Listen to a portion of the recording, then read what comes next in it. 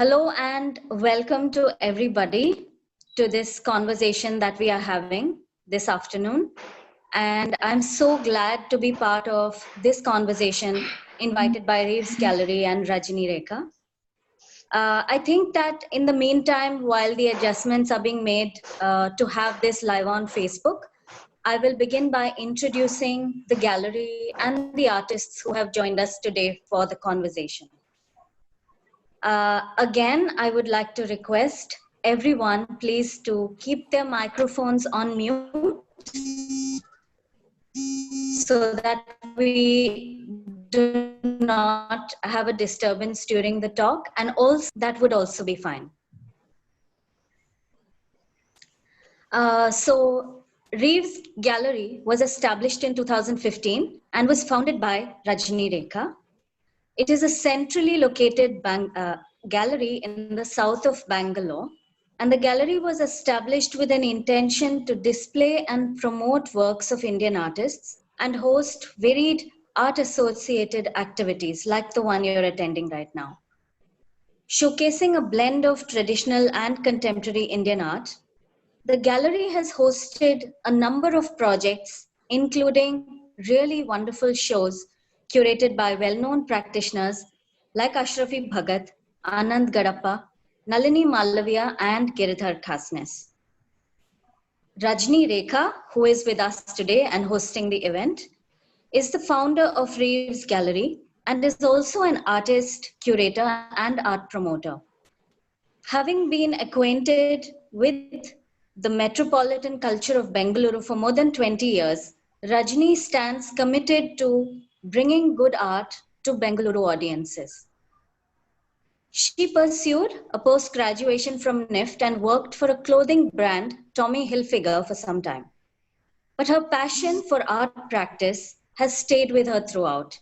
And Reves is now one of the most sought out art spaces for contemporary art in Bengaluru. Creative Conversations is a response to the virtual camp Prolonged Solitude, Looking at Hope. It is an ongoing project by the gallery that aims to keep artists and the art community engaged and connected throughout this time. Artists have always had an immense power to mirror what is happening in the real world around them. So in that sense, the artists in this camp as well are viewing their surroundings, experiencing this pandemic and responding to it in different ways. In bringing this virtual camp together as a platform, Reves Gallery is providing a point of focus and a framework both to evoke solidarity among our entire community and also to help us perceive a time when we can share our work in physical spaces. So now over to you, Rajni. Thank you so much, Leena. That's a wonderful introduction. I welcome all the artists, and it's a pleasure to have you all share your experiences today. We are all excited with all the viewers wanting to listen from you, what you do in your studios and how you churn out the magic. So yeah, over to you, Leena, to get the best expressions from the artists. We are all excited with the, just waiting to listen from you. Thank you, Rajni. Thank you for having this platform today.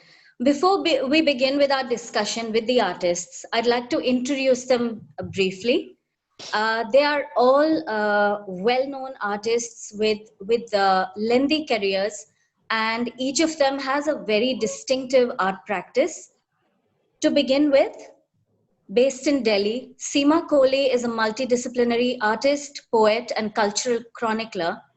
She has had over 32 solo shows and explores the themes of beauty, sensuality, and spirituality expressed through her multi-dimensional works. These have been shown at collateral events at the Kochi Muziris Biennale, the Venice Biennale Art and Architecture, at Arco Art Basel, and at the India Art Fair, among many others. May I request, please, everyone to keep their microphones on mute? Thank you so much. Seema Kohli has been invited by TEDx, WIN Conference, NGMA, and various universities in India and all over the world to speak. This includes UConn, Harvard, and Davis. Her body of artworks are in collection with museums in India and abroad, including the LKA, the Kerala Museum of Arts, Rubin in New York, and MoSA, Brussels. Pune-based Vaishali Oak is known for her textile artworks. She has received a junior fellowship from the Ministry of Culture, Government of India, and the National Award conferred by the Lalit Kala Academy. Vaishali has participated in numerous exhibitions in India and abroad, including the China Fiber Art Biennale for 2 consecutive editions. She was invited to Madrid in Spain to represent India and participate in the 8th edition of the World Textile Art Biennale in 2019, among many other invitations and honors. Vinod Daroz was born in southern India and works currently in Baroda. He studied sculpture at the Faculty of Fine Arts, MS University, completing his post-graduation in ceramic sculpture in 1999. He has had more than 13 solo shows and many group shows till date, including many prestigious galleries nationally and internationally. His work has been chosen by curators as different group and solo exhibitions, residencies, and biennales in India and abroad. And in recent years, these include Korea, China, and Finland. He has received a number of recognitions and awards throughout his career. So to begin with, I think that we all have been experiencing the pandemic in different ways, psychologically, emotionally, and physically, not only in a personal way, but also viewing what is happening to humanity at this moment. So we are constantly thinking of strategies and systems in which to go forward. And artists, being sensitive beings as they are even more perceptive to these changes and constantly bring it into their system of work. I would like to begin actually by opening out a question to all 3 of you present here. In that, in these difficult and disorienting times, how have you been perceiving this situation of isolation or this situation of worry and anxiety? Has it affected your work in any way? And in a sense, what way has it come into being, both conceptually and technically? Maybe Vaishali, you would like to go first? Okay, thank you, Leena. So I think every artist is looking for isolation for some time, because to create a work of art, you need a calm mental space, and you need to be with yourself, forgetting the whole world. So I think that positive thing I got from this lockdown. But same time, I saw in the news that many migrant workers are going back to their homes, and it was not a very good picture because people were suffering from various things. And right now, I'm working on the theme migration. So I'm Okay. constantly thinking about the whole process, how it started, why these people are migrants, and various ways of migration is happening all over the world.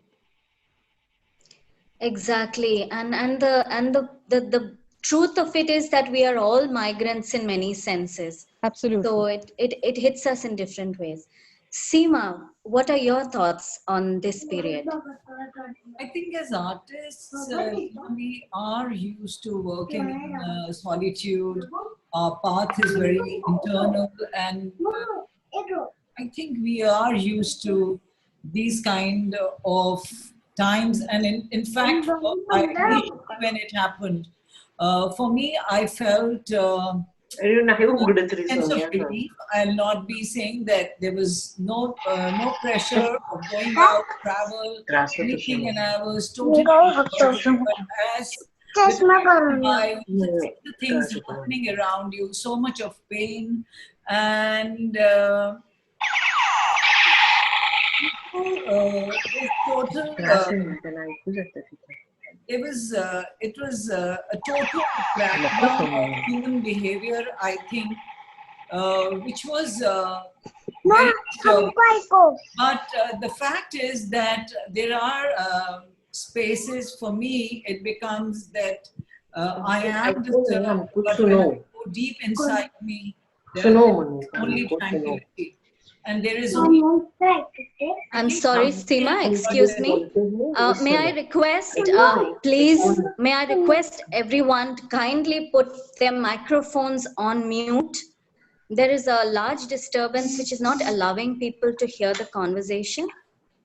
I think host can mute. Thank you so much. Seema, sorry for the interruption. No worries. So, in spite of that, you know, when you go deep inside, I am talking about myself. There was only tranquility. And the time when I was in my studio, it was totally a time of peace, of everything. But the moment I was out of my studio, there was anxiousness. But I can say that there was some change in my work, but not so much. I don't think so. I didn't change my themes or something because I'm already working on the idea and the concept of going, which talks only about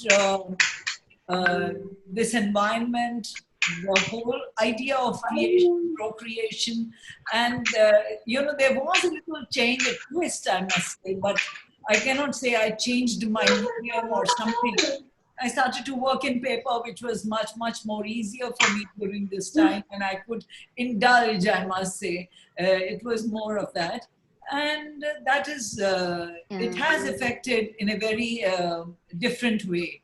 I cannot say that my work got changed or something, it did. All right. And Vinod, what about for you? Because you are, I think, stuck away from your studio. So how have you experienced this lockdown period? Yeah, hi, Lina. I'm actually, it's everything paused for me these few months. But I spend a good time with my family and kids. So usually this time I travel, you know, different places for residency and other stuff. Yeah. Physically, not working. I mean, art practice. There's no art practice, but luckily I managed to get some ceramic pieces from my studio. So I made some ceramic collage work. So yeah. Other than that, you know, so nothing happened in my life. And I don't think so there'll be any changes in my work going to be. Yeah. Yes, And thanks. Perhaps, yeah. Sorry, continue. no, few shows are postponed, and I supposed to have a solo show this year in Hyderabad. So everything, you know, so I'm. It's a good time for me to plan, you know, what I'm going to do for the next solo show. So yeah, now I can access my studio, so I can start my work. You know, this is a very good start because of Rajni, and I can, you know, restarting my work. Otherwise, you know, it's, staying in a home 3 months, it's like lazy. So it's still there. Yes, of course. I think tied up within a particular space sometime, and it really makes us contemplate and think about the past and future in different ways. Yeah. So on that note, I think, Seema, I'd like to address a question to you actually about your work and your practice. Your work has always spread across so many different mediums. You've worked in painting, in drawing, sculpture, printmaking, performance, a lot of different mediums. And also your concepts are deeply related to the sort of identification with the feminine energy. And also, I think these interconnections between the microcosm and macrocosm. So I'd like to ask you to share a little bit about how you have developed this relationship between the concepts and the different mediums you work with? If you can share with our audience today. Uh, Lina, for an artist, I think the concepts develop as they are growing. They get, I think, the intimidation of the environment and your intimacy with the concept grows as the time, as you realize that you are going to be, and I think there is a need to express those concepts. Only then you use those concepts. Otherwise, there is no, I feel that there is no truth in it. And what is the point of being an artist if you are not living those concepts and you are breathing those concepts in your life, and somewhere down the line they have affected you in a certain way. You sort of build those up and start working on it. And about the mediums, as you asked me, the mediums, I think the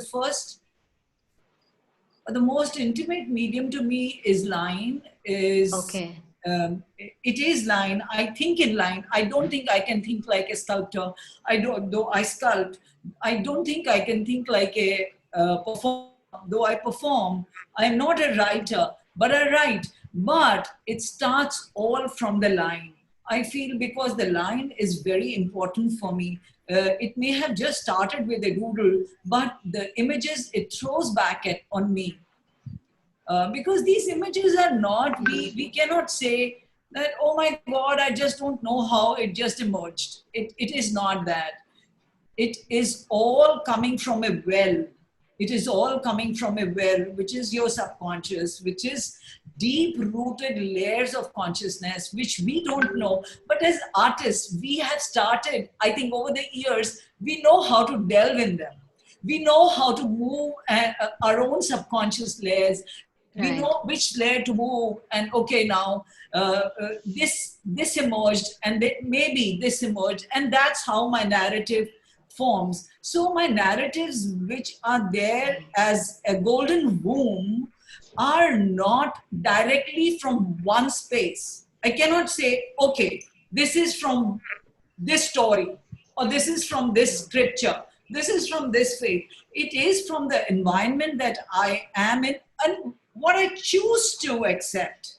Because we all are in the same environment, but we choose our own themes. We choose our own sort of connection. Elements. And I think elements come later. First, we will come to the ideas, and then the elements emerge from them. And I think that is the beauty of an artist. And that's what I think keeps me totally engrossed. And then those images, those imagery, that particular imagery that I've been doing probably for a long time on a canvas, on a paper, that may be demanding some other, just like because these images are living, they have come from living concepts and context. They are not dead. They are not something that we have created and they have just come to us and, oh my God, they just came and sat on my canvas. They emerged, for me, they emerged from my canvas. And when they emerge from my canvas, they are living, they are demanding, they are asking, what if now, come on, you have made me almost 20 times in different forms and postures. Now, come on, let me get something else. Maybe it turns into an installation. Maybe that turns into a sculpture when it wants to be a 3D. And now sculpture also. So earlier I was working only with clay, then it moved to, of course, casting, and now I'm working with fiber. So how these images sort of demand is your connection with the images. As an artist, how much time am I spending with this image? Because for me, my image is not a form. It is like a mantra. It just goes on. And that's why there is sometimes a repetition of images. Like somebody was asking me, you try to fill in spaces by putting in images. I said, yeah, just the same way probably somebody would use a brush stroke. Right. Right. So Right. it is the form that I choose. It is the kind of image that I choose to be there. And then those images they demand, because they are already talking to me, they are making a connection to me, and they are alive. They probably may be telling me that, didn't you see me in that probably travel when you were there? I was something like this, and why don't you try me out as a sculpture? Why don't you perform? And now when I'm talking to my canvases and these images, my conversation becomes my poetry, because there are times when it is repeated and I write it. So I think for any creative person, if he or she, I'm talking about myself purely here, is totally immersed in their processes, and because time is as important as the process. It is not that, okay, I have a process and I do it and I get this result. It is not that. It is demanding time. You have to, it is not quality, but it is quantity also. The quantity of time that you spend, that is where you ease your images, you give them that comfort to feel that they are alive, and their conversations come alive. And for any creative person, I think it's not difficult once they are sure of their concepts, what they are doing, to move the mediums. Because medium is a medium. The word medium is a way to express. A medium, the word itself expresses it. You know that it's a mode of expression of your thoughts. And once you have your thoughts in a solid space, in a space which you know that now they want to move out and emerge, they can emerge as anything.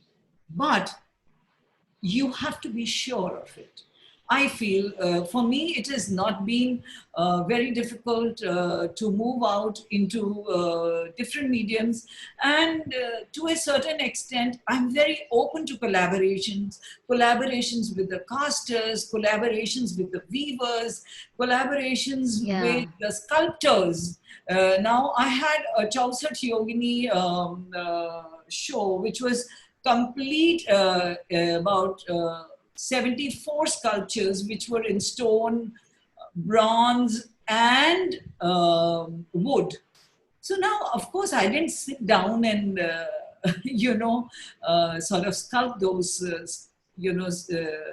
stone sculptures. I did collaborations. Yes. I am open to collaborations. And that's how it is easier to sort of manifest your ideas and take them forward. Yes, I think that's a very powerful way to be expressing what you feel. Thank you, Seema. I think we have a few works here that we can show and discuss. And is there some particular thought that you can share, particularly on the sculpture that we have here? Or even this moon meets nakshatras. Could we have the next slide? This is the moon meets. I think this is a work which if I start to tell you the origin, these two panels were originally done for event, I must say, in Goa. I don't know, I think it was with you. And in that, I had only done the center golds, the golden boom area, and the rest of it was all empty with blue and red. And it was lying there for 3 years. And by the time I got it back to Delhi, I just thought, why not just see what I can do with it? I restretched it. And then the thought process of the moon myths, because I had heard these stories about the nakshatras and about the idea of the movement of moon. And in 28 days, I started to paint that. But as I was painting, I got sort of tempted to make the complete cycle of the nakshatras of the 28 days into separate canvases. So what you're seeing in the center, so there are two panels on the side, and what you're seeing in the center are 30 days.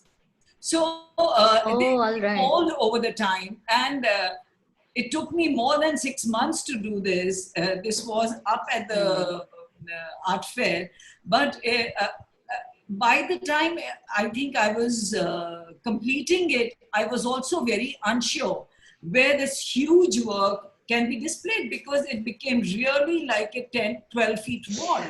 And but the stories that I learn along, they also build in new data for me for my next works. So while I'm doing these works, I'm doing a lot of reading, a lot of listening, online listening, and I must say that I enjoy that thoroughly. I enjoy the reading bit of it. And that's how this work came about. And this was the process, how it just went on. And you were talking about the sculpture, were you? Yes. Can we go to the next a couple of slides, please? Yeah, so this is also about the meditative state if I talk only about the sculpture, I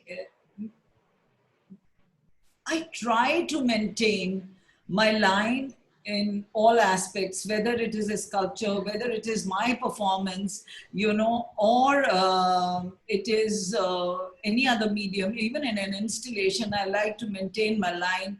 And if you see the kind of detailing which is there in this sculpture would also let you know it is very similar to what I do, the tattoo, the body tattoo that I do on in my drawings. Yes. Is very similar here. This is, I don't know if I should go into the spiritual aspect of it or not, because that will take a lot of time, and we are 4 of us or 3 of us. And so I like to also see to it that the front and the back is as exotic as, and I do like to see my image very beautiful. I have to accept it, because there was a time when there was a taboo on the word beauty. In art. that is something which I have broken for myself, and I've tried to accept it. Yes, I like my work to be beautiful, and that's what because that is very intrinsic in me as an Indian, and as I think as somebody who goes and fetches water from the traditions, from the wells of traditions. So it's much more interesting to now. I think it took me a lot of time to accept it. But over the years, now I've accepted it. Yes, I carve out beauty in all my works, and this is what it is. Yes, and do please speak a little bit about the golden womb, because I think this is something extremely central to your work for over 3 or 4 decades. True, Leena. Everything is emerging out of the idea of the golden womb, because the golden womb is something I started almost 25 years back. And before that also, I was working on the idea of balancing of energies. Now my work is very concept based. It is not something that I can deny, like I just, everything goes back to the idea and the concept. And this was something which struck me while my mother had parted. And I was listening to one mantra, which is from Yajurveda, and it was talking about the golden womb, that space from which everything emerges, that space which is constantly living, alive, and there is nothing like death. There is an idea of black hole, and there is an idea of golden womb in the Indian traditions. And this concept sort of brought in an idea of rejuvenation, constant recycling of everything. There is a constant recycling of all forms, and everything emerges as new, in spite of the fact that we are so worried about death. There is nothing like death. And in Indian philosophy, it is it has been looked at as Surya or sun, which I thought was for many years, as I was growing up, I thought of sun as something which was a male, but I'm very deeply intrinsically rooted into the idea of gender also. So as I was reading the Vedas and the Upanishads and the Garbha Upanishad and all that, I came to know that Surya again is an amalgamation of both the male and the female. And that is what is the beauty. The idea of life, of living, and the world is the celebration of the feminine form.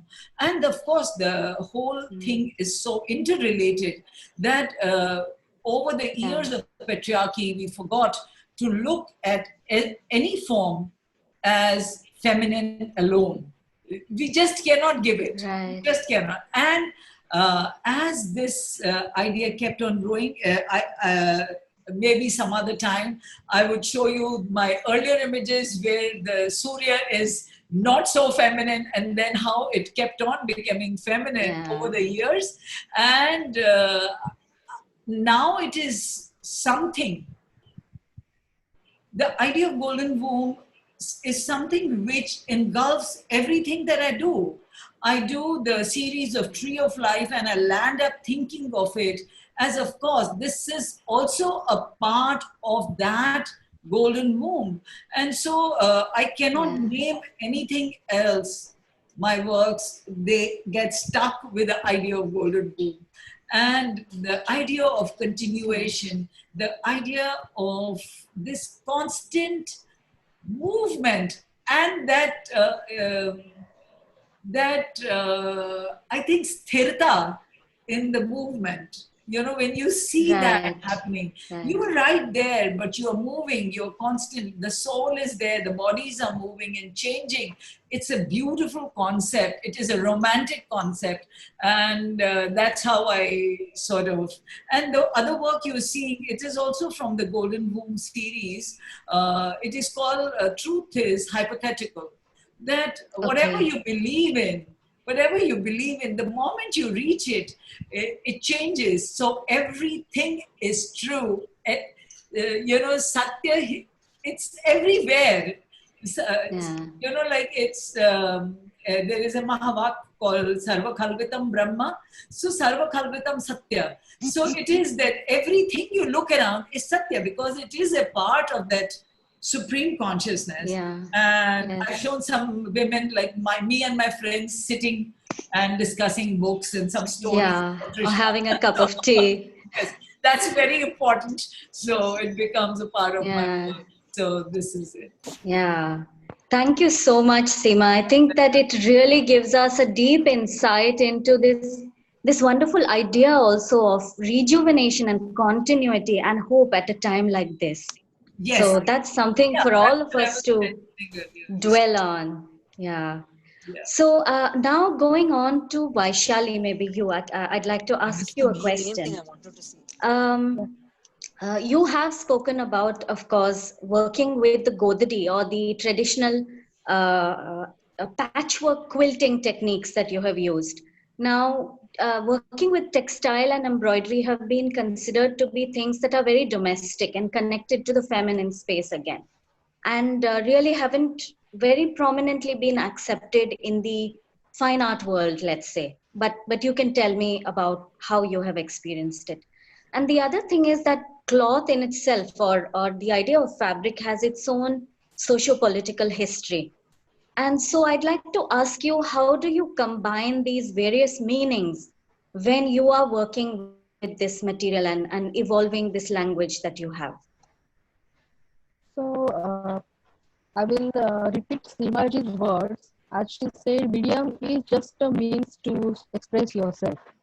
Okay. So thinking about the medium, I will little bit give you some background about how I came to start these textile works. Uh, I am a graduate of actually I have done MA in drawing and painting, and I'm formally trained to be a typical artist who does oil paintings and watercolors and everything. So my nanny and my mother, both of them are uh, doing uh, activities related to art and craft. Like my nanny was a teacher in school, and she used to teach sewing and tailoring, and my mother was a drawing teacher. Okay. So I think after doing my GD art and MA, few years I worked with oil colors and watercolors and traditional medium, as we say, because this is established. And slowly, then I started doing some collages with paper. And then I thought paper has a limitation; it gets faded. And Yeah. I tried with fabrics as it was easily available at home. And I started doing some collages with the fabric. And slowly, I roamed around the city and took some photographs of different godaris which were lying, hanging on the roadside, and uh, kept those photographs next to my work and started observing that why these old quilts are looking so much better than my collages. And I started thinking about the how to make it and how to bring a beauty that is different kind of aesthetics that may connect to nature. So uh, it I think from man-made object to natural objects, beauty changes. So I wanted to catch that kind of a beauty in my work, like a bark of a tree. There are many layers of the skin on a tree bark, and slowly the top layer gets uh, faded or goes away, and the layers from within those started showing. Mm. So I think this is a metaphor of a time.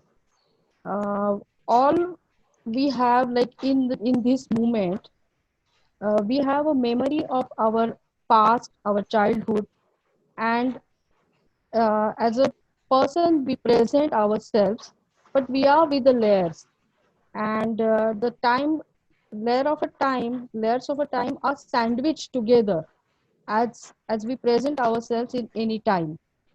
So this concept with the technique and the thought, it came up together in slowly it built it up. Okay.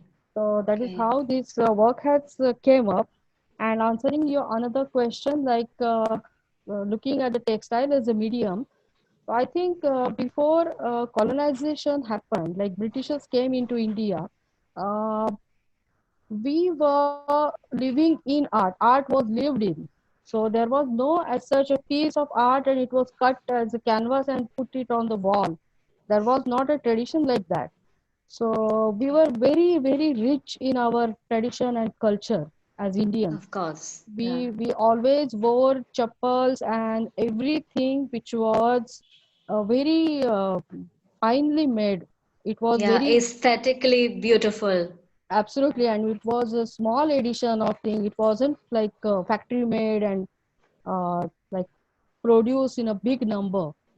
Yeah. So that kind of a craft was actually art. But Britishers came into India and they declared that this is craft and this is art. So I think we need to rethink about the whole idea and concept. What is Asian, what is Indian, and what is not, what is European, what is American, and what has Right. been. I think that's very relevant. Yes. Mm, and we have to think history. in our own point of views, um, not in the Western point of view. That is what I think. And Alina, I forgot what you asked next. Yeah. No, So that's all right. I think yeah, that it would be great to hear about your experience of showcasing this textile art and how it has been received. Because right. you do work also, I think, in a more or less abstract, a sort of abstract Manner. language. Yes, And please talk about how you have connected with your audiences through this. absolutely. So abstract language was not came like I thought of doing something abstract and I did. It did not happen like that. When I was exploring Right. my medium, uh, to a point, I thought that this is expressing what I want to express. As I told you about the time and sandwich of time. Yes. So this medium gave me this freedom to express anything, like from, as they say it, uh, figurative and non-figurative kind of a work. But I stick with mostly abstract kind of works. And whenever I had exhibited my works, when people enter a gallery and they see my work from far, uh, I have got the reviews that it looks like a impasto, something like thick colors has been put on the canvas. So I think that painterly quality of mine, which I have learned during drawing and Yes. painting, and I worked on oil and canvases, that impression and that thinking and that process is still with me. And that is how my works are seen different from other textile works or fabric works, which I think whenever I go anywhere abroad also, people tell me that they have never come across such kind of a work. And they feel that this is come from the study of my drawing and painting. So this is one thing. Right. And people are now Whenever I open, I have think. seen your Yeah. work, Hmm, hmm. yeah, I have felt the desire to touch because of the manner in which the textures stand and the way you combine these color fields. I have always felt the great desire to touch, whether it's allowed or not. But It is um, very much allowed. I always think that work of art should be felt and touched, and I create my work such a way that you can wash my works in washing machine or on the river side also. So I treat my fabrics very well before I create my works. And these fabrics, are they, do you work with fabrics that you specifically purchase and use, or are you gathering fabrics from different sources, old fabrics, things that belong to you or your ancestors? Does that also come into it? Uh, Actually, for last many years, I am purchasing fabrics for of different kinds. I am working with synthetics and cottons and all sort of fabrics. But also, there is something in my mind, as you said, that ancestral things and memories. I want to Yeah. bring that aspect into my work also. Already, Oh, something is going on in my mind. oh, great. This So is a we'll be, work. Yeah, this is a work that was in Kochi Muziris Biennale's collateral, and the performance is going on in the space. And these small black dots you see, those are the seeds. So the name of a show was Thought is Also a Matter. yeah, So my take on the curator's note was thought is like a seed, and if that seed gets a correct place to implant, then it will develop anywhere. So that thought right. travels like a seeds. So that similarity I found in the thought and seeds. Oh, that's a beautiful thought. Thank you so much for sharing all this. Now, I Thanks. think we'll move on to Yeah. Vinod. Vinod, coming to you. I wish really we had lots and lots of time to discuss all the details, No but problem. well, here we are. But thank you. Vinod, you have had experience, I think, in your growing years working both with making of jewelry as well as printing, isn't it? So, coming to your work with porcelain and stoneware and ceramics, you are often inspired by sacred and spiritual symbolism and energy. These are things that enter into your work very prominently. Yes. So, in terms of working with a very solid material, a sculptural material almost, how do you create these spontaneous and very delicate and organic experiences within your work? Because a lot of your work has that otherworldly or almost divine quality, I would say. So, it would be great if you could share a little bit about your concepts and your material. Okay. Yeah. I really like wheel throwing, making pots. So after my Okay. college, I used to do only pottery, and being a Okay. sculptor, so I'm not happy with the pottery. I want to do something. So Okay. my work got changed when I was in England. That time tsunami happened. Okay. Okay, so that time I Yeah. made a series called Peace and Harmony to the World. Okay. Yeah, I don't have a picture right now here. And after that, I went to Kanchipuram. So from there, my entire thinking and everything is changed. Making like sculptural. So Okay. making pottery, and I do installations, and I use a lot of gold because maybe I'm a goldsmith son. Uh, Mine is a big family. So after my school, so I used to Yeah. help my father. And also Right. we have a printing press, so that's old style letter setting printing press and book binding and everything. I used to help them. Then later my big brother, he's very much interested in art. So he encouraged me to go to study fine arts. Then my Okay. uncle, of course, my uncle, so he told me to go to Baroda and study. Right. So all this jewelry making, that's all this, it's coming now. It's what I make right now in my installation work, sculptural works. Yeah. I'm using, uh, so it's like, making beautiful things, like, like jewelry. Right. So, my inspiration mainly South Indian temples and temple surroundings and temple murals. And in the installations, I like Yeah. textiles very Temples. much, a Okay. repeating pattern. Yes. So if you observe my installation, everything looks same, but each piece is different.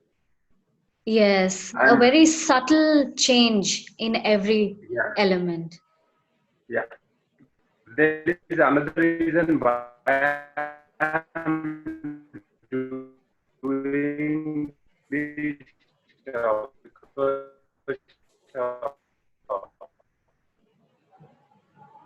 I have a limitation. My same species and repeating forms doing Yeah. the different arrange together. Okay. Notion itself Yeah. creates a kind of energy, I think, around them. Yes, I started with Gopurams, the main gate. It's for me, Right. it's like entering into the Garbhagriha. So I started with Gopuram. So my earlier work is like just standing vases, and then Okay. it's like entering into Garbhagriha. I have seen all the murals and everything, inside the. It's called Sri Chakra, Mandala series. I have seen one sculpture in Srisalam temple. They didn't allow me to take a Okay. photograph. It's a black granite, and they put Okay. sindoor on that, the sculpture. So it's Oh, carved beautiful. lotus, yeah, beautiful, very 2D lotus carving. So I inspired by that stone, and then I started doing this mandala series. These are different forms of lotus. So it also represent female and yeah. So I like Right. I think, yeah. yeah, continue. Sorry. I So think you have spoken also about being quite inspired by mythology. yes, my recent show, it's called Elements in Mythology. I participated in a group show. Okay. That Maybe show, the next slide, please. yeah, this one. So this is my Yeah. recent show. So Elements in Mythology. Uh, uh, Thinking about this work, so this is like a view, Chakra view, Padma view. No, you call it Chakra view, Padma view. It's incredible. That one I Yeah. made here, but the design is not same like a Padma view, but no, I made it in my style. So I really like this work, and some architect told me this turquoise color, if you transform home into color, so you will get this color. Oh, I didn't okay. know this, but somebody told me. So I really like this color. So I use this turquoise color, and there's some arrows, and no, it's like puzzle. And the next one, Samudra Manthan. Uh, Hello, Yes. Yes. Yeah. can you hear me? Yes, yes. Yeah. So the next one, so I was in China last year. I got invited for a traveling show in China and residency. So I was there for a month. So I went there for a show. So I have fixed what I'm going to make over there. So I have done everything in a 1 month, and I wanted to do something else. So then this mortar and pestle came. So the mortar and pestle, every household you can see that. So even my house. So we used to use the granite one, the big one. So I asked my niece, send me the photographs, and so she sent me photographs. I made a model and I did slip casting, and I used their decals, the floral pattern.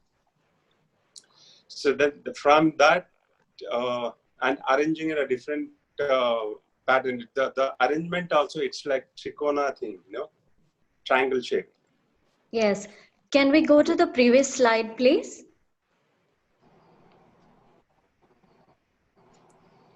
Yeah, the Samudra Manthan. Yeah. So I used color because this is Chinese people favorite. They have some name for this. So also I use their elements, the floral pattern, but I want to give an Indian touch. So Indian this thing. So this work came out very good. Actually, the entire show was good. And one Chinese collector came. He bought everything. On a first day. How splendid. And he promised that, because I was there for a traveling show, he promised that, so he show my show in a different cities in China. So he already shown in 2 places. This is going to be exhibit in Shanghai this year sometime. But because of this COVID, I don't know. So I don't know when he's going to exhibit. Okay. Yeah, that's tremendous. And you said that if we can go to the first slide of Vinod, please. You spoke about what you're doing currently in your studio, in the absence of actually using your studio space. So could you tell us about this work? This work, especially this work, is more than 10 years work. I made a series called Garden of Eden. So these are all male goddess. I do slip casting. Right. During that time in 2009, I think. So I don't have a studio here in Baroda. So I used to work in a factory. So in the factory, I made all these porcelain pieces. So the pieces still with me. So I actually managed to get them from my studio to home during this COVID time. I mean, lockdown. So I made, I think nearly 10 frames like this, different goddess. So I really enjoy this series. Fascinating. It's like a ceramic collage. Yes. I think they're fascinating. I hope that the audience who is attending today will get to see them in close quarters quite soon, and we'll keep our fingers crossed for that. Thank you, Vinod, for sharing your process and about your work. Thank you. Thank you. Actually, Rajni, I'd like to ask you something now and also throw it open to all our panelists today. That is, the art industry is already a very niche space, and it always sort of comes last when you're talking about, the economy of the country, let's say. And so, what, according to you, now is the impact of COVID-19 on the gallery space, on the market, and how do you feel a project like this, that is, an online camp, a virtual camp, can help artists feel less impact on their practices? So I'd like to ask you, Rajni, first, and I'd like the artists also to share their thoughts on what they feel about this atmosphere and the market. Rajni, to you. Thank you. So, being a gallerist from the gallery point of view, I feel, this is, yes, of course, all the events of the calendar are like put on hold because it's on a pause button, but still, Your voice is breaking. Yeah, your voice is, if you Breaking. can move away from the microphone a little. Okay, can you hear now? Am I loud Not enough? properly. No. Not properly. The sound is not clear. Muffled. Hello, can you hear me now? Do you hear me? The sound is not clear, Rajni. It's cracking, is it? Yeah. Also well. How is it I'm not reaching you? Surprising. Now, how is it? Yeah. 1 second. Lina, please remove your headphone. Yeah. Otherwise, everybody else is able to hear. No, Rajni. Actually, this is like a crow voice. Very low. My headphone. Okay, please continue, Rajni. In any case, please respond. 1 second. Let me just see the. Yep. Are you able to hear me now? No? Yeah, I think we'll manage to hear you with the sound. Yeah. Okay. What I feel is, in the present condition, though it's a pause button on all the exhibitions, I feel, there is a tremendous scope for the galleries. Rajni, I think there are two devices. You should have to shut down one device. There are two devices because of echoing. Maybe the device, you can close the device. No, it's now? Now better? Yeah, echo is gone. No, it's Audible? Yeah, I think so. My phone also, it's my line. Okay. Okay.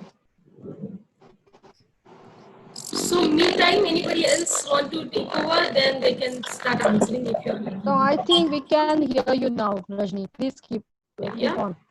Well, so I feel it's a very good opportunity. Otherwise, for galleries also, if they can explore new ways and new means to, keep the galleries engaged. My personal experience, I see everywhere there is a, lot of chaos, but still amid all these things, there is a, psychology where they feel, let's collect good art. Since the time the lockdown, I think the only community who is very busy, very occupied, very actively involved is the artists. I would say we are all involved in a lot of programs, and I think that's a very good sign. So I have like, clients also coming back to us asking for a particular artist artwork, but then yes, of course they have their own, price brackets, but that shouldn't really, harm the market so much. But yes, there is a good flow of, I would say, artworks from the galleries and inquiries for that matter. Um, so let's hope for the best. I think once we are already through the 6 months, so another 6 months, I see there should be a good, hopefully something good happening to the art community.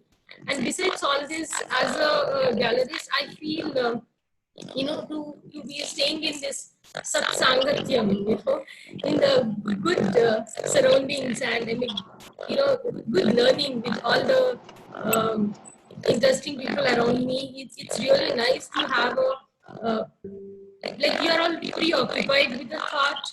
I feel, we really at this point in time, like we are all, we hear a lot of news and we are off the track most of the time. We are leading to fear and anxiety.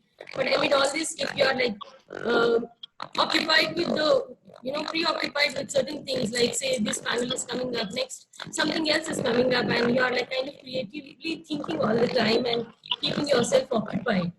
And also, like all of us are, I think we have been working for the past 1 week on this program, and that way we are all in a very good company and kind of reaching out to positive energies. I think that's the very best part. You're not able to hear me at all? A little disturbance in voice. Yes, thank you, Rajni. I think that even, in terms of bringing this kind of discussion together is very meaningful for all of us who are cultural practitioners. Of course, I think that there is a definite difference between viewing something physically because of the energy it has, particularly in terms of textural work like yours, Vaishali, or Vinod, yours, physical objects, which in turn become flattened like the sculpture or whatever. So we have to, I think, learn to be part of this more flattened space where we explore different meanings. So it would be great to hear from all of you what you think of how we will function, because we do have, and we have to rely on a commercial space to work in the cultural industry, so to say. And when these spaces are not able to function themselves, it becomes a question for all of us. So it would be great to hear your thoughts. Vaishali, if you would like to share Absolutely. something. I think one person thinking in a positive direction helps others. Like Rajni has shared her positivity with everybody and pushed everyone. And this is a unique experience to work in this such a camp, which is online. I never have thought about such idea. And I don't know whether there are other camps are going on something like this. So I would like to thank Rajni for being very positive, and Wonderful, Vaishali. positivity In fact, is to have a you all great support the thing. event and take It it forward. helps because hope is the ultimate thing. Yeah. Mm. Yeah. The artist community is always to a new place. First thing I do is find an artist, and I'm comfortable over there. So artists are there to help each other and in all situations. Yes. Seema, what are your thoughts during this period? And you're in Delhi, so that's like the center, let's say, of Uh, our art industry. there are anxious moments, I cannot deny that. But I think art is something which sort of takes us, it makes us forget everything. And this kind of, specifically what Rajni has done, I think it's something so beautiful because it just brings about, the normalcy in the whole thing. It becomes normal. The fact that everyone is just inside closed, and though we are talking to each other on and off, but this kind of an interaction a camp, an activity which is sort of almost like sab theek hai, you know. So I think it's great, Rajni, for you to take this step, and I'm sure there will be many to follow you, because it is just about an idea and how you put it across, and you just take it around. I think it's lovely. Yeah. Was there any other question that you asked me? I'm sorry, I was so overwhelmed with Rajni's. No, I was talking about commercial aspects on our artists and others in the cultural industry. I would say myself as well, curators and writers and others. We look forward in this particular period with sort of doubt. So, what are the frank thoughts and feelings at the moment? Honestly, I feel things are going to be okay. Intrinsically, of course, there is that kind of a little scare that, you know, everything is collapsing and things are not going to be okay for, at least for this year. It's gone. This year is gone. But for us, we are lucky. I think we can say that we are lucky as artists, that we have our own studios. Most of us have our studio spaces in our homes, and we are able to create whatever we can. I know for you it is really bad, Daroz, because for you your studio is closed. But for most of us, it is easier to keep working. This is the best time to create, and I think hold on. Don't give yourself away so easily. Because I know a lot of people are there in the market telling you to give it very throwaway prices and everything is happening. But I think it's good to hold on a bit. Yeah. Don't be so,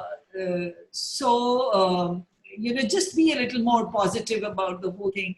And I'm sure the things will look up by next year. But this year, of course, we need to somehow hold ourselves up in whichever way we can. But things will be better next year. At least I'm very hopeful. I'm really Thank you for that. I think because they are, see, there is an interest. That's why people are telling a lot of, I'm talking to a few artists, younger artists also, who are telling me that they're saying, they're giving such slashed down prices of things. And I said, see, if there is no urgency, just sell as much as it is good for your sustenance.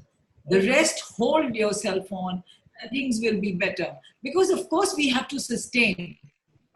We can't not be, but there is an interest. That's why people are still buying. So even for galleries, for artists, for curators, it's a tough time. But I think, magar ye ghadi guzar jayegi.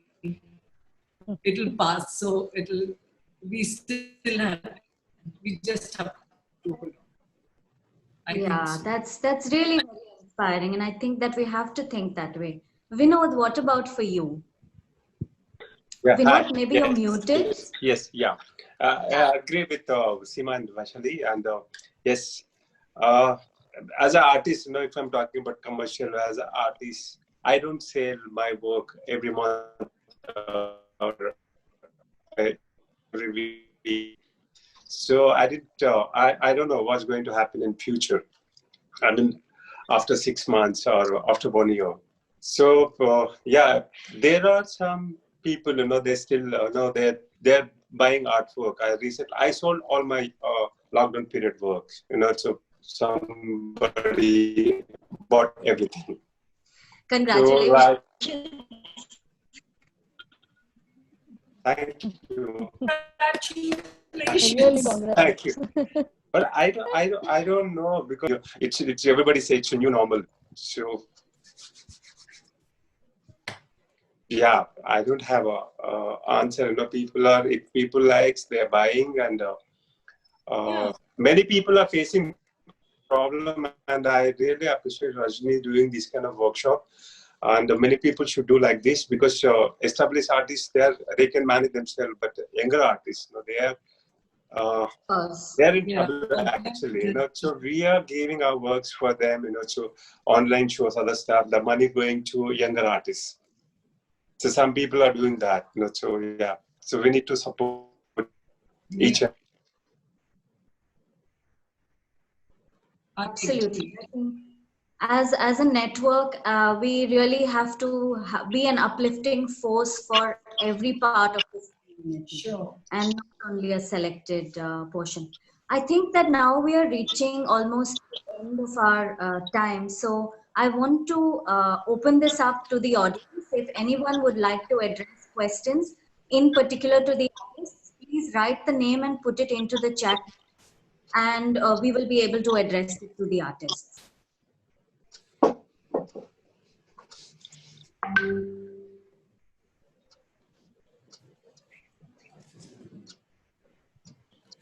Or, if you feel comfortable, please unmute yourself and also address the question directly. That's also fine.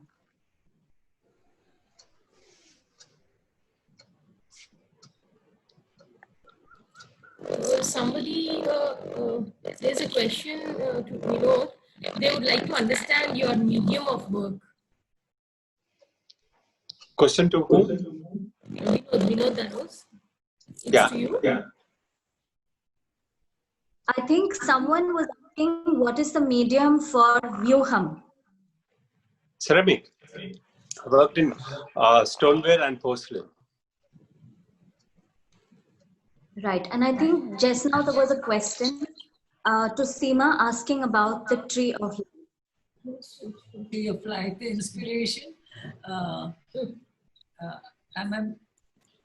Yeah.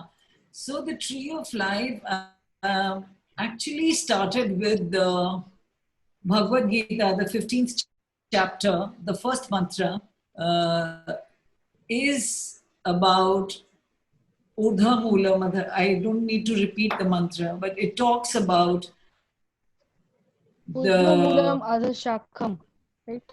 Urdhva Moolam Adhashakham Prahur Avyayam Chandansi Yasya Paranani Yastam Veda Savedave. So it talks about the banyan tree and human life to be like a banyan tree, because we are like a banyan tree where the roots, the stems fall and become into the roots, just like our karmas.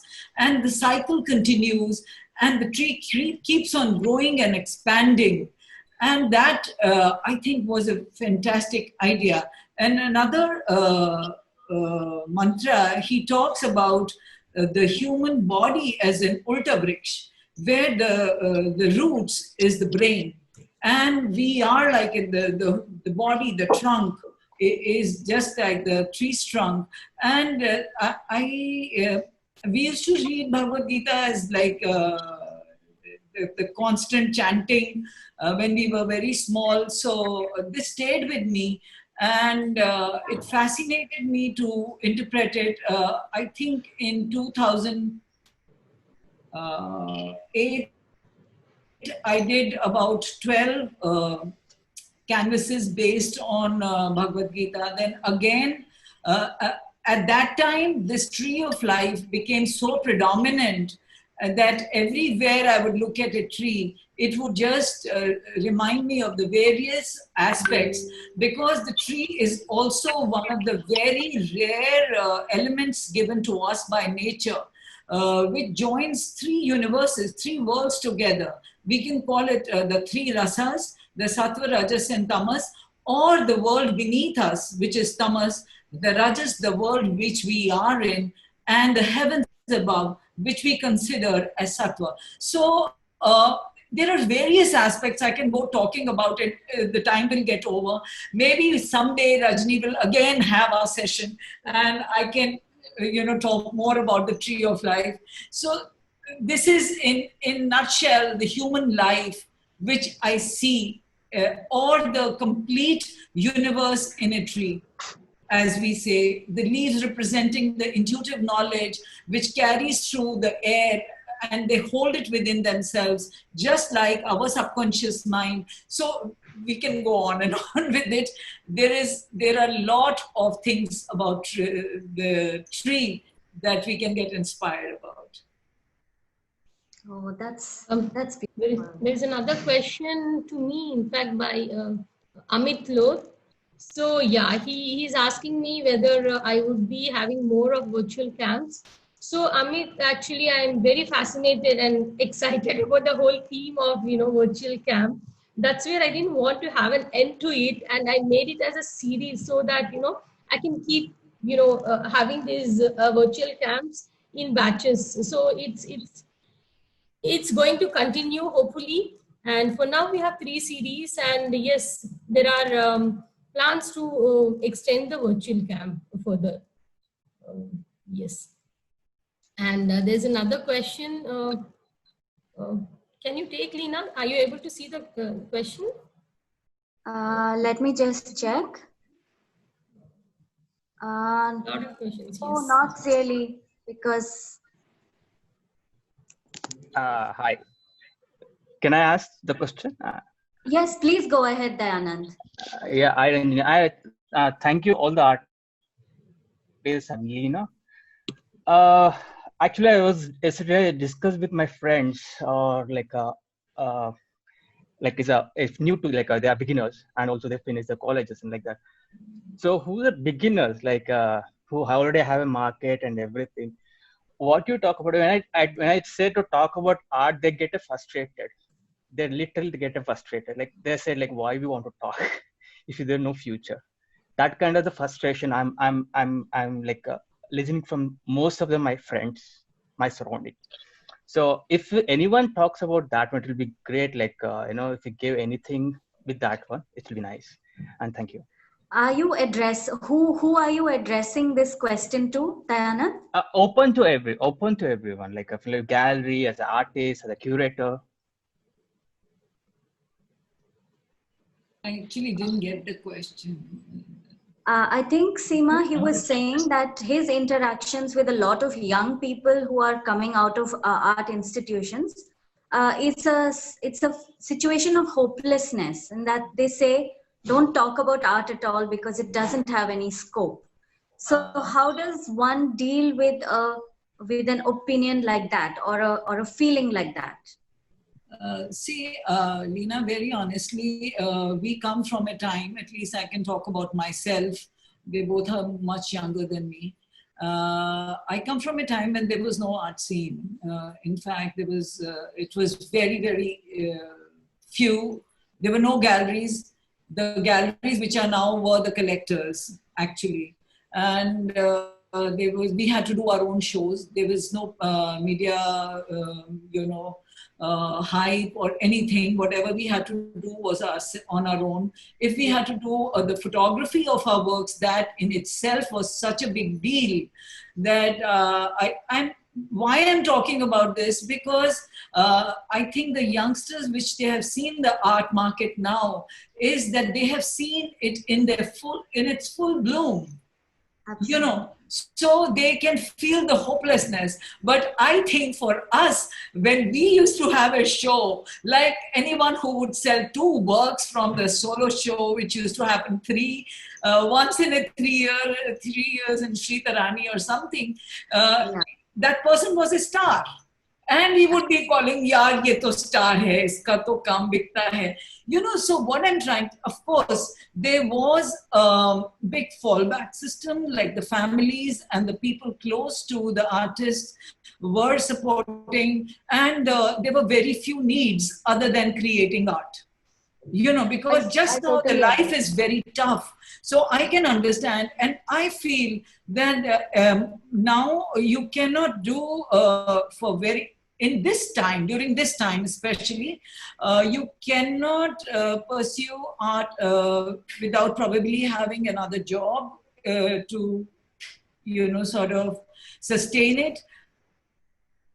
The wish, if you don't want to do the job, then that surge to keep working, that's the biggest thing. And if that is there, I think only then you should pursue art. You should not tell anyone to pursue art because there is sustenance in it. You need to first have that surge that I will do it, whatever the thing, because you are not doing it for doing a show. You're not doing it for doing some kind of creating a market space for yourself. It will happen. It cannot. I passed out in '83 from my applied arts. I had my first solo show in '98, and I first started really showing up in the market was in 2004. So you can really imagine the amount of time which has gone in between. So if anyone thinks that, because so many times we understand that the markets have opened up now, and there is a space for everyone. All kind of art, all kind of artists, all ages of artists are somewhere able to sell something. That is the biggest blessing or the boon of this age. Or even during this time, I have met artists who are doing, they are not doing well, but they made 50 works and they sold all the 50 works. Not at the price probably which they would get otherwise, but otherwise. So what I'm trying to say is anyone who is pursuing to be an artist should not be an artist. Who just wants to create art for the joy of it initially will be the one who will be able to sustain it. Otherwise, it's going to be very difficult. It is going to be difficult. I think so. This is purely my view. I really can't say about that. I totally agree, Seema ji, what you said. You spoke very beautifully. You said very, really. Yeah, and the commitment. Yes, that has to be there. That has to be there. You can't do it without it. There is no way out. There is, it doesn't come with a set of incentives. No. I think you got a really beautiful and powerful answer. So I hope you can share that. Yes, thank you, Seema. I would like to share with my friends. And I really wish and hope they pursue their art in all their, strengths. I would like to share my view regarding this. What I feel is until now we are all blessed with a lot of abundance. It's like it's all extra. We all enjoyed, so much extra, be it art field or any other field. Now I think it's a time we approach it more with a little more strategy and focused. But for that you need to sustain through all these pandemic to come to a control, and then I think it should pick up, but not the way how it was. And now I think it needs more focused approach, not only by the artists, even with the galleries. It should be a different take altogether, because everything is changed drastically, and it's going to have an impact in a couple of years. Nothing so easy, but then yes, like rightly said by Seema, it's like you need to have that will to sustain. And art field, not even art field, just for that matter, all the other fields also, they are facing these challenges equally. I think, that's the whole reason of having this virtual camp and, having this conversation where established artists can share their life, like how Seema ji has rightly said, how she started her career and how the whole thing happened. And by the time she had the solo show, it took so many years. But of late, it was not happening that way. It's like the one is like out of the college gets a solo show. And it's not, so everything is like so easy. Now it should be like, because like for us, our, the artists before us, you all know how they sustain themselves. It still shocks me when I hear that Satish Gujral and Kishan Khanna, they had it in Shankar Market in a tent. Like, I can't believe it. No artist can believe it now. So these things, the path is all paved. So, but the younger generation also deserves this kind, at least after so many years, they should be able to do it. And I'm glad that they do it. Yeah, it's positive. I think somebody was commenting on the notion of the demand of very specific kind of work. And I would like to, in the sense that I would go back, I think, to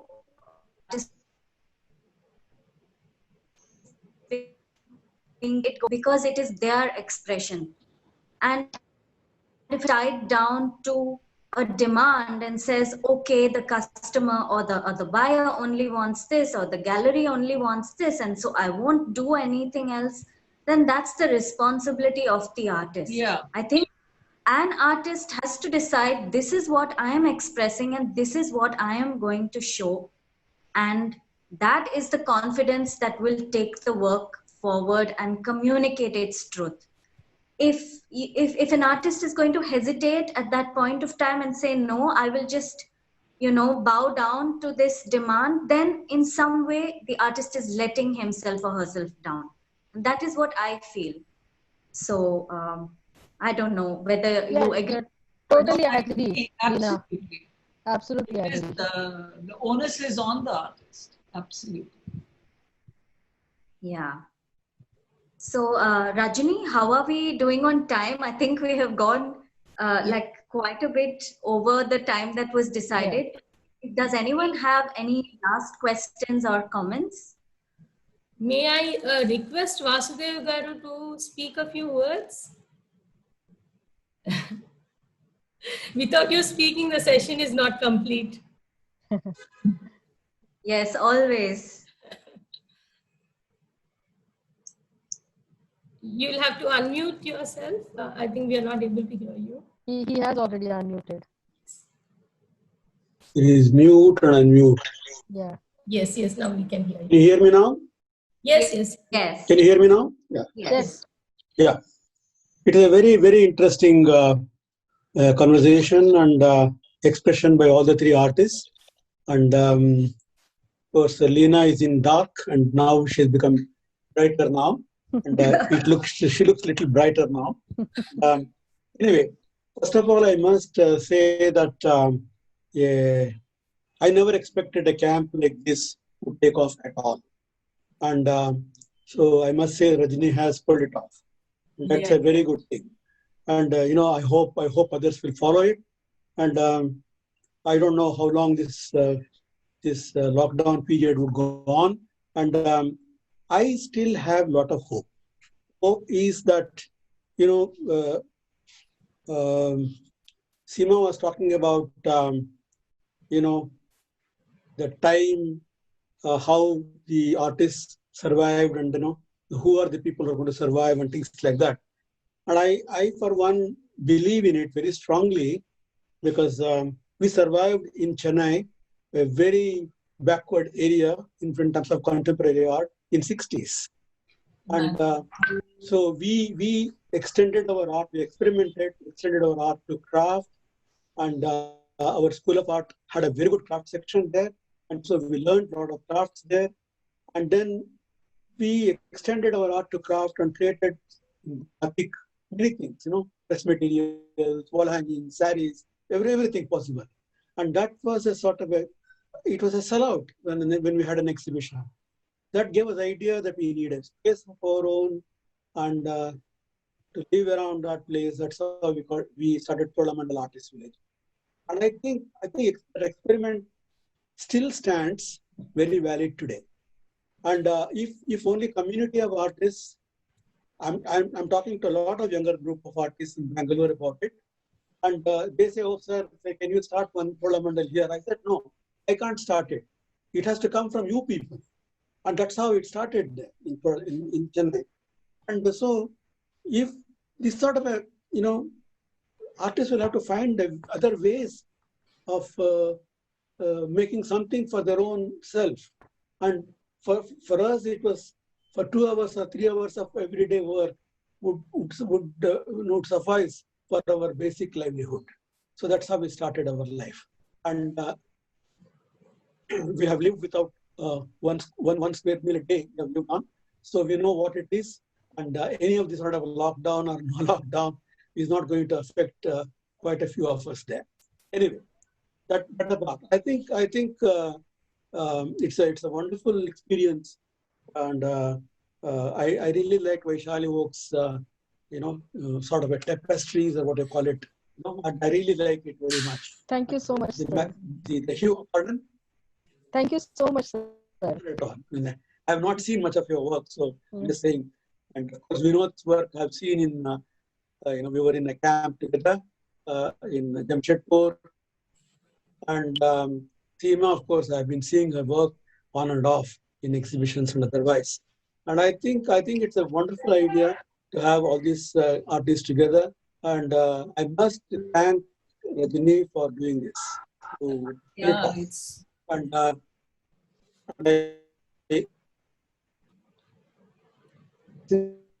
sincerely hope that others will go down. You will definitely survive. Thank you so much. Yeah. Really nice. Thank you so much. Yeah. Actually, the beautiful work behind Vaishali Oak is the work. A lot of positivity. The work behind Vaishali Oak is the work he is like doing for the gallery. For this art, can you all spot that stunning work with beautiful colors in the backdrop? Yes. Okay, my canvas is also of the same color. So I'm all excited to receive the works, and it gives me so much of energy, and I'm really happy to, have the artworks. It's like a surprise gift, It's really nice to see all of you work with different mediums, and it's nice. Now I think I've received even Bhaskar's work the other day, stunning colors, and it's really good. And without support of artists, I think galleries alone can't do anything. It's really nice where all of the senior artists and have supported this event and willing to join. First time I heard that, and then I went to Tree of Life, and then it was fascinating. And whatever I was doing, my drawings and paintings, they were already there. Images were there in that book, and so that created a lot of interest in me, and then it also opened up many avenues for me, to create the thing in different shapes and from symbolism to abstraction and things like that. It's a fantastic one tree of life, and I called it Vriksha. Vriksha. Yeah, and so that's how Sanskritized name of tree. So I called it like that, and I went on, and then it appears now and then in my work in whatever form it is. That definitely appears. Yeah. The good thing that you picked up that tree of life from, of course, you gave a background of Mahabharata, Bhagavad Gita, and things like that. But I have taken in a very different way. I think we will survive is a beautiful. Yes, we will survive. Yes. We have to hold on to that. Nothing to worry. I think it will be nice. It will be over soon. Yes. And now that we have just heard the veteran talk about it, actually, I think we should all feel comfortable and at peace. It's a good feeling to hear it from him. Yes. Yeah, thank you. Actually, it's necessary for younger artists like me or my friends to hear from a senior it's a senior artist like all you, and also it is really helpful for youngsters, like especially the comers, and it really also hoping now for the best thing. Thank you all. Thank you all. Thank you. Thank you. So do we leave? So is it a good note on which to wind up the session? I think so. I would like to thank you everyone, and Vasudev sir. Thank you so much for speaking about my work, and good to see you, Seema ji, after a very long time. It's and really good to know Vinod. Yeah. And Leena, thank you so much, Leena. Thank you all. Everyone. Thank you, each one of you, and most of all, Rajni and SG Vasudev. I think their presence, his presence has made all the difference to the other artists also who are here. And I do hope, Rajni, that a lot of other galleries get inspired and, you know, more and more artists get roped into such virtual camps. It's going to be very nice. And it's really uplifting to hear that you are thinking of doing more of these camps later also. Absolutely. Keep up. Thank you. Thank you. Sorry. Thank you, everyone. Thank you. And this is, I don't know if people are noticed or not, but this camp, like, you know, every different medium people together, the virtual camp, you know, for like ceramic art, no, I need proper setup, but I can work in my studio and I can, you know, communicate with different medium artists. No, it's very good. It's very good. Thank you, everyone. Thank you, Rajni, and yeah, everybody. Okay. Bye. Bye, everyone. sir. Okay, Bye, bye. sir. Thank you, everyone. Take care. Bye-bye. Thank you, and best wishes for the camp. Thank you. Take Yes. care. And thank you, Lina. Thanks, Lina. I'm sorry we never... we just went on and on. Thank you so much, Lina, for being here and moderating the whole lot of us, handling us. Yeah, Lina, And you're mute now. Lina, you're mute now. unmute. Yeah, yeah. Now you're there. So I can't see Rajni ji. Where are you, Rajni? We have to say thank you and bye, Rajni. Yes. Yeah. Okay.